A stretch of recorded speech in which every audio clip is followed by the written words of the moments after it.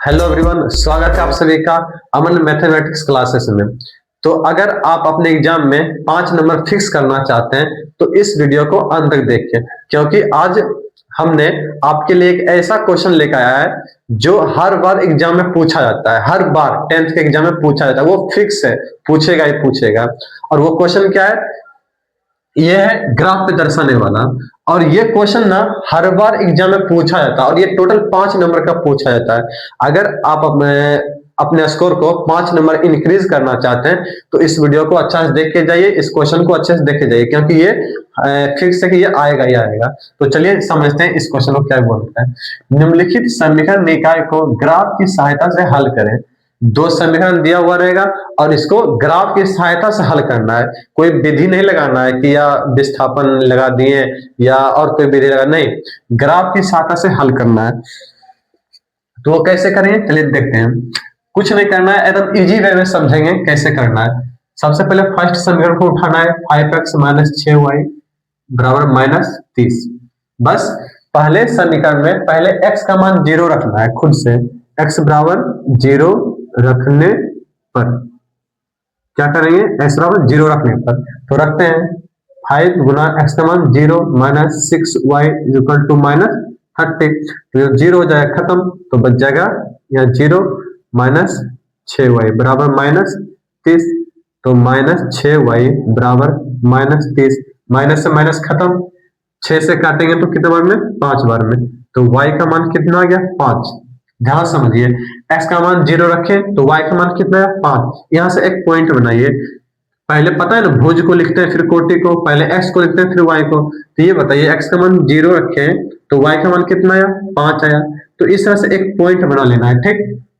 अब फिर से इसी समीकरण में y का मान 0 रखना है। फर्स्ट समीकरण को लेना है, उसमें x का मान 0 रखना है, फिर y का मान 0 रखना है। तो लिखेंगे पुनः लिखेंगे y बराबर 0 रखने पर। इसी समीकरण में एक बार x बराबर 0 रखे तो y का मान 5 आया। इसी समीकरण में एक बार y का मान 0 रखेंगे तो देखते हैं x का मान कितना आता है। क्या है, 5x माइनस 6 गुना y का मान कितना रखेंगे, 0 बराबर कितना, माइनस 30। तो 5x ये तो खत्म हो जाएगा बराबर माइनस 30। तो 5 से काटेंगे इसको तो कितना बार में कटेगा, 6 बार में, यानी x का मान कितना गया, माइनस 6।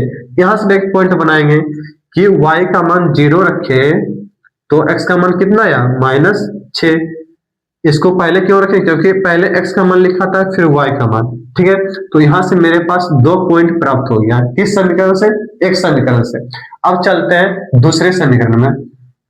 ये था फर्स्ट समीकरण का तो 2 पॉइंट, फिर दूसरे समीकरण से भी 2 पॉइंट निकलेगा। क्या है दूसरा, 5x plus 4y is equal to 20। इसमें भी वही प्रोसेस, जो प्रोसेस यहाँ की है वही प्रोसेस इसमें भी करना है। कि क्या करेंगे, पहले x बराबर 0 रखने पर, x बराबर 0 रखेंगे तो रखिए 5 गुना 0 प्लस 4y बराबर 20।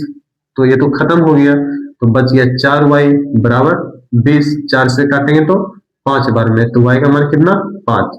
यहां से पॉइंट बनाइए एक ठो कि x का मान 0 रखे तो y का मान कितना आया, 5 आया, ठीक।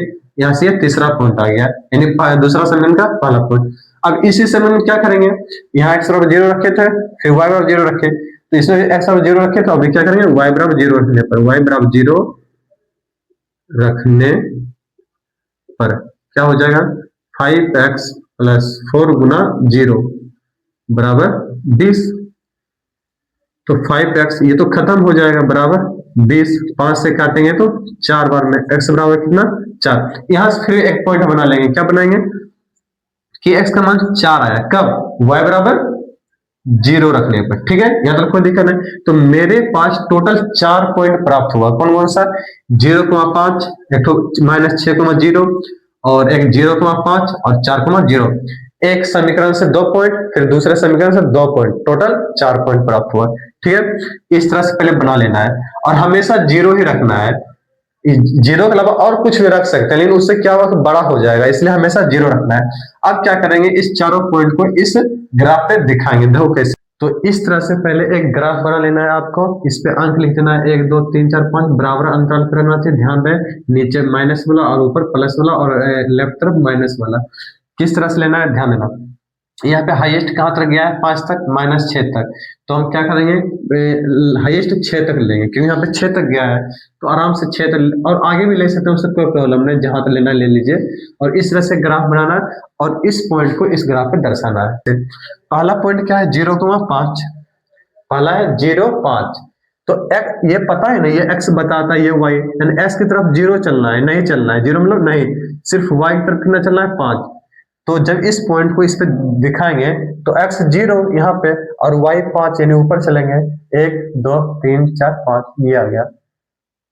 ये किसका आ गया इस पॉइंट का 0,5, यहाँ पे प्रदर्शित कर देंगे 0,5। ठीक, अब आइए दूसरे पॉइंट पे। पहला समीकरण क्या है, दूसरा पॉइंट क्या है -6,0, यानी x की तरफ चलना है -6 और y की तरफ 0, मतलब y की तरफ नहीं चलना है, तो x की तरफ -6 चलिए। तो x की तरफ यह है x, -6 उधर ना होगा, 1 2 3 4 5 6, ये कितना हो गया -6,0, कोई दिक्कत नहीं ना।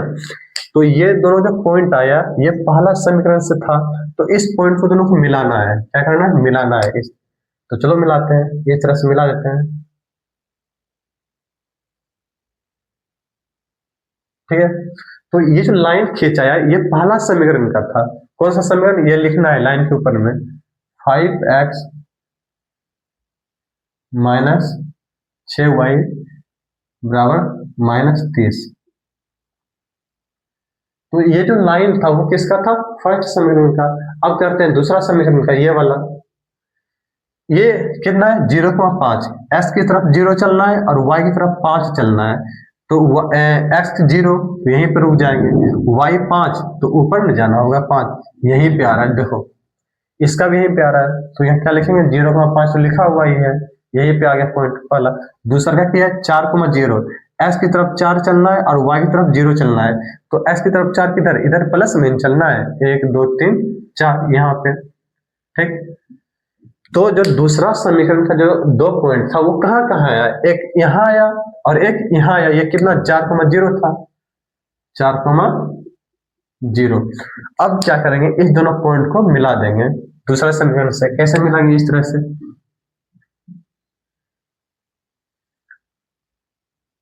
इसको आगे बढ़ा देंगे। ठीक है, तो ये जो लाइन है वो क्या है, दूसरा समीकरण का है, इसका 5x + 4y बराबर 20, ये था दूसरे समीकरण का। अब ध्यान समझिए, इस क्वेश्चन में आपको 2 चीज पूछ सकता है, या तो इस दोनों समीकरण को ग्राफ की सहायता से हल कीजिए, या इस दोनों समीकरण को ग्राफ पर दर्शाइए। तो जब दर्शाने भी बोलेगा तो आपको इतना काम ही करना है, छोड़ देना इतना करके। लेकिन यहाँ पे क्या बोल रहा है, ग्राफ की सहायता से हल करें। अगर सिर्फ दर्शाने बोलेगा तो इतना ही करना है, या हल निकालने बोल रहा है तो आप ध्यान सुनिए हल कैसे निकालेंगे। जहां पे दोनों लाइन कटता है ना वहीं पे हल होता है। ठीक है, ध्यान समझिए, दोनों लाइन एक दूसरे को कहाँ पे काट रहा है, यहाँ पे 5 पे काट रहा है। तो अब बताइए कि यहाँ पे दोनों लाइन कट रहा है, तो यहाँ से देखिए x और y का मान कैसे निकालेंगे, ये बताइए। ये जो कटा है 5, ये 5 क्या है, y के न तरफ है, देखो 0 से या 1 2 3 4 5, तो y का मान कितना, सॉरी यहाँ 0 कैसे आ गया, y का मान कितना 5। ये बताइए जो पॉइंट है जहां कटा है वो x की तरफ पॉजिटिव की तरफ या नेगेटिव की तरफ थोड़ा सा भी चला है, नहीं ना, तो x का मान कितना आ जाएगा 0। समझ में आया। तो इस तरह से आपका हल निकालता है, जहां पे दोनों लाइन कटेगा वहीं पे, वहां से देखिए कि वो x की तरफ नहीं गया है, ये पॉइंट x की तरफ गया, इधर या इधर नहीं गया ना, सिर्फ y की तरफ गया 5, तो y का मान 5, x का मान 0।